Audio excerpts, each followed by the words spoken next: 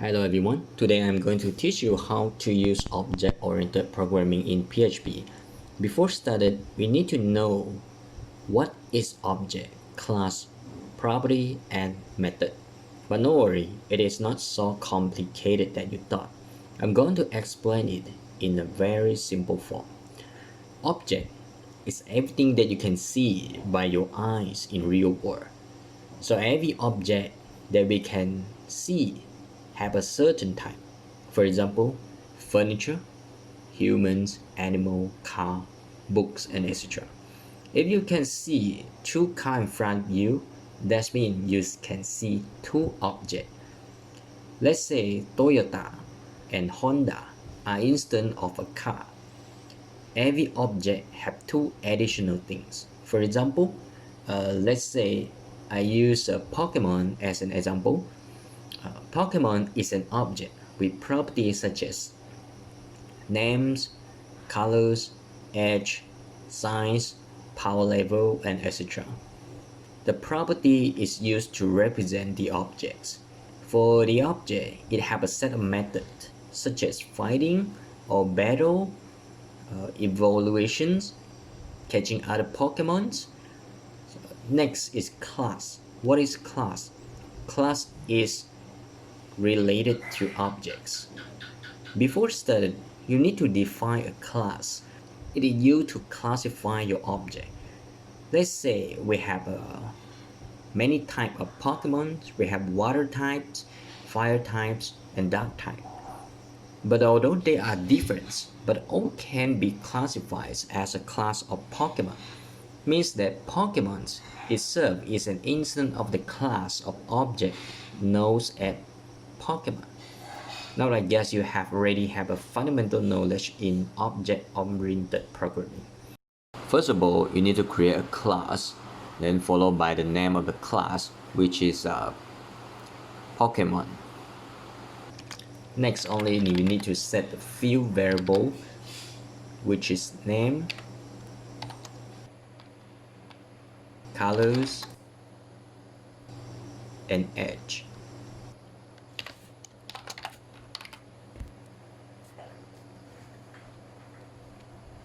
Next, we need to create a function. The first function is basic info. But no worry, the basic info is just for testing later on. The second function is finding.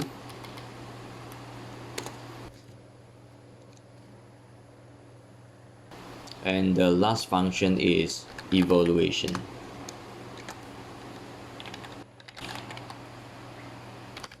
We go back to the first method. Since method allow us to perform any action, so it means that we can put any code inside the method. Let's say we try the simplest code. Let's say echo my Pokemon is Pikachu. But you need to remember that whatever code that you put inside the functions is fully defined in the class definition. Means that once the object is instantiated, the object can call the member function defined in the Pokemon class. Next, in order to call the member function, we need to create an object with new keyword. Let's say we create a variable, let's say Pokemon 1 equal to new, then followed by class name.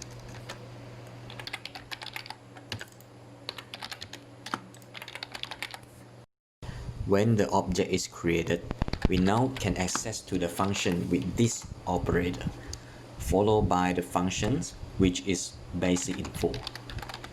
Now we check it in browser. You will see the output.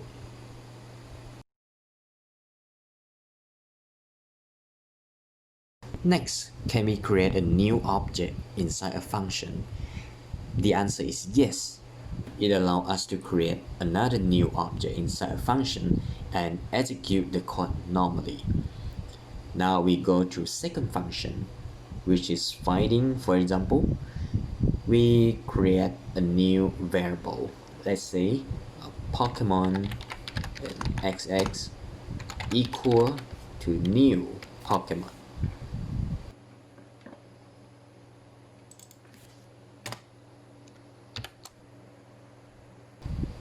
Still, we use this operator to access to name variable, and I assign a string value to this variable, which is Pikachu.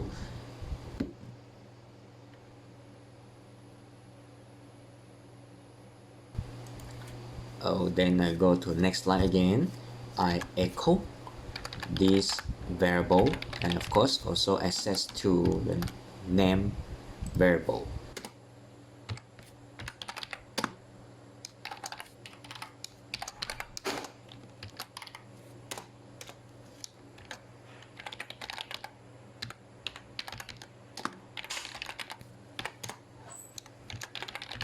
Now we go back to the last line. We create another new object.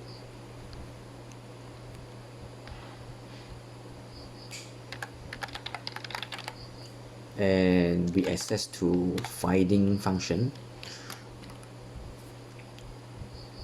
Done. Now we refresh in browser to check the outcome.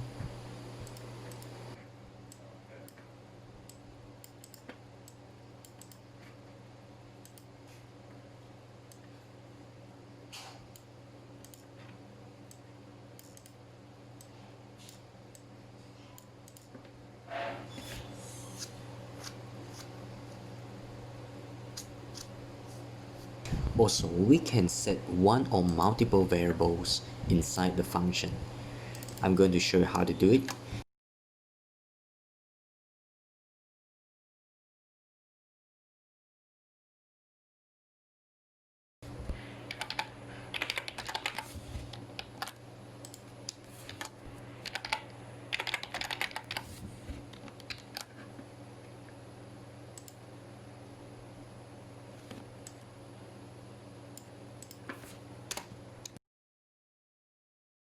Now, we replace the string value to a variable.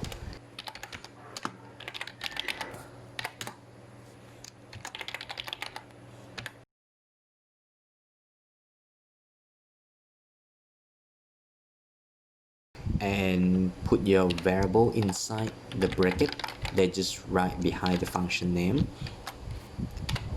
Okay, basically you are telling the system that you have a variable stored in this function and will get the value from other sources, outside from this function block. Again, we instantiating a new object again.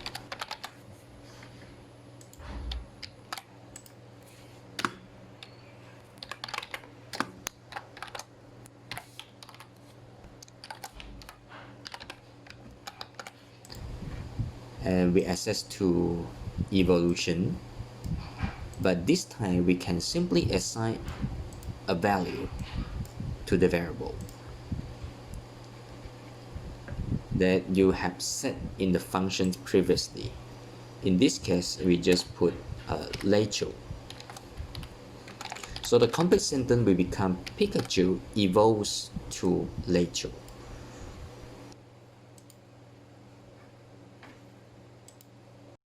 We refresh in the browser, and the browser displays the output.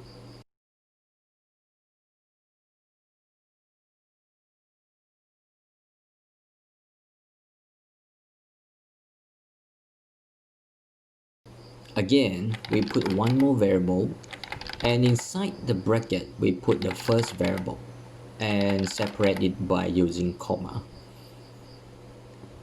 Now we instantiating a new object. We name a Pokemon 4.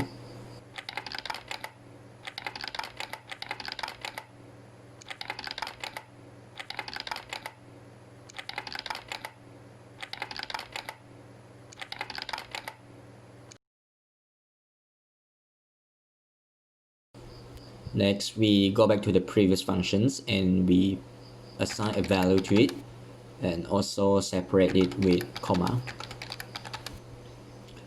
Next, we assign the value to the first variable, but null value for second variable.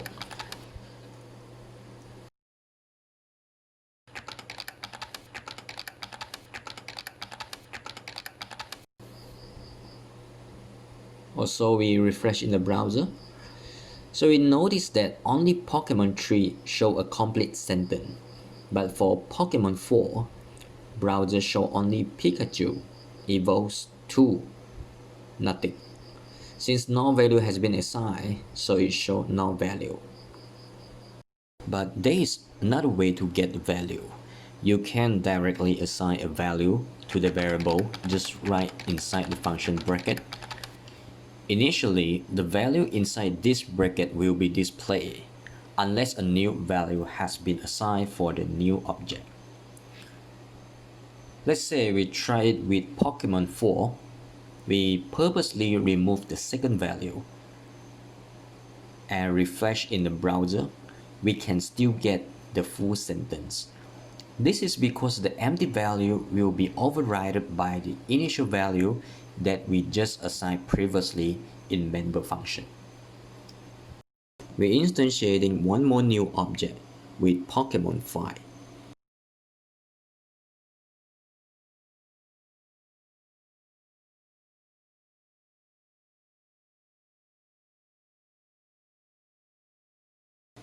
And we change this value to Dragon.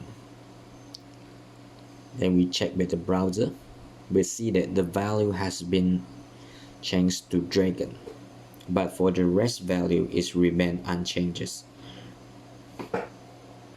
Now we change the initial value to Dragon, and the rest values will automatically assign as Dragon also.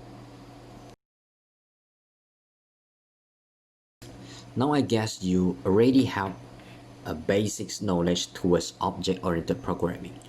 You just need to understand what is object, what is object property and method, and of course how do you classify the object, also how to access to variable and member function. Thanks a lot for watching. See you in next video, and if you like my video, please don't forget to subscribe.